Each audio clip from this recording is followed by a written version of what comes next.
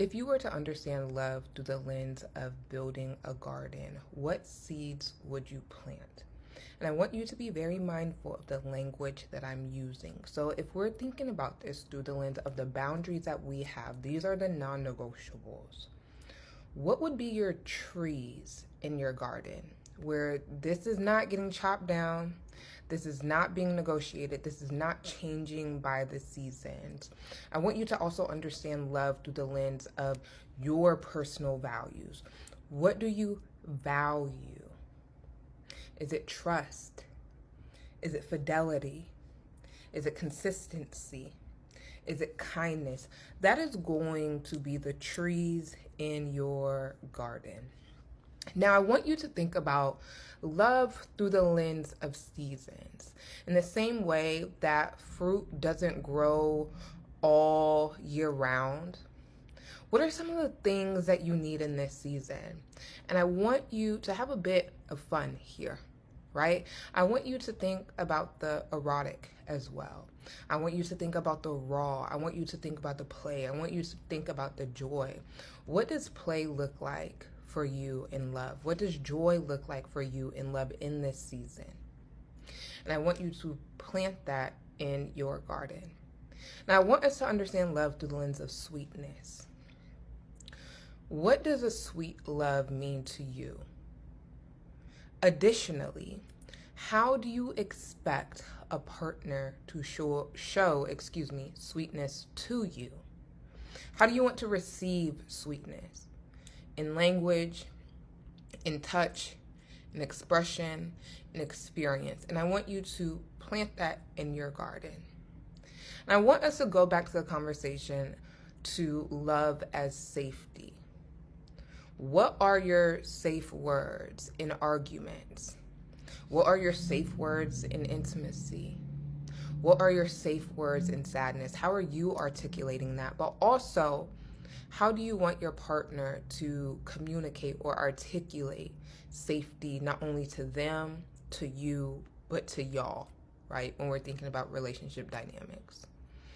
Now, I want us to think about the more tender experience of love. What does tenderness to love mean to you? In your grief, in the mundane, in the excitement, in the anticipation. How are you articulating that? And again, how do you expect to receive a tender love? What does that look like? Through language, through expression, through experience, through sensuality. Love as sensuality. What does that mean to you, and what are you planting in your garden? What do you want to last all year round, and what do you want in this season as it relates to your relationship with sensuality and your shared understanding of sensuality as it relates to a partner or partners? Now, I want us to think about love through the lens of relationship dynamics, because in every video, I am intentional about saying partner and partners. Do you want a monogamous relationship?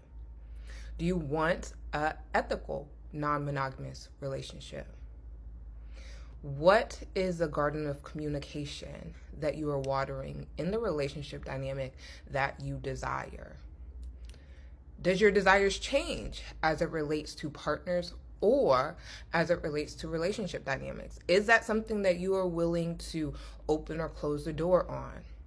Have you thought about that? Have you discussed that in previous relationships or love experiences? See, I need us to take a step back from the journal prompts as it relates to deeply reflecting, and this is another self-help exercise. But when you understand love as a garden, when you understand love and romance as an ecosystem, what is symbiotic to each other? And how do you want to understand and bear the fruits of your labor when you understand love as labor? What is that shared experience? What do you want to share in love? What do you want to receive in love? What do you want to give in love? What are you not willing to tolerate in love? All of these things you need to know the answers to, but it also needs to be a fun exploration. I think a lot of times we forget that the exploration and the experience and the expression should also be fun. Everything doesn't have to be this transcending experience, this gut-wrenching experience, this soul-bearing experience. When you understand love through the lens of cultivation, you understand where you have to put a lot of hard work in, but also where things can be easy. I want us to also get comfortable with the understanding that love is ease. Now, I'm not saying cultivating a relationship is easy every single day, but that foundational shared definition of love, one of the shared definitions should be ease. That should be something in your garden of love that is we're not wavering on. Safety in the garden of love, no matter your relationship dynamic, whether it's monogamous, whether it's ethical, non-monogamous, that's not changing. Communication and consistency. What does that look like for you? What do you need in this season? Do you want someone to call you every single day? Do you want to be in communication every single day? Are you okay with being the girlfriend, boyfriend, partner, lover for the weekend? Do you care about consistency as it relates to communication?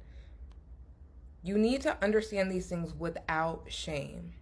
And this is going to be my last talking point.